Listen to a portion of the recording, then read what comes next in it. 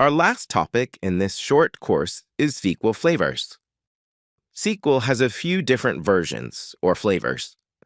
Some are free, while others have customer support and are made to complement major databases such as Microsoft's SQL Server or Oracle database, which are used by many companies. All SQL flavors are used with table-based relational databases like the ones you've seen, and the vast majority of keywords are shared between them. In fact, all SQL flavors must follow universal standards set by the International Organization for Standards and the American National Standards Institute. Only additional features on top of these standards result in different SQL flavors. Let's take a look at two of the most popular SQL flavors. PostgreSQL is a free and open-source relational database system which was originally created at the University of California, Berkeley, and was sponsored by America's famous Defense Advanced Research Projects Agency, or DARPA. DARPA also sponsored research leading to creating the Internet, the computer mouse, and GPS.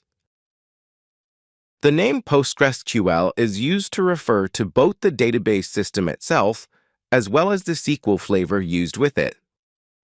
SQL Server is also a relational database system that comes in both free and enterprise versions. It was created by Microsoft, so it pairs well with other Microsoft products. T-SQL is Microsoft's proprietary flavor of SQL used with SQL Server databases. Think of SQL flavors as dialects of the same language.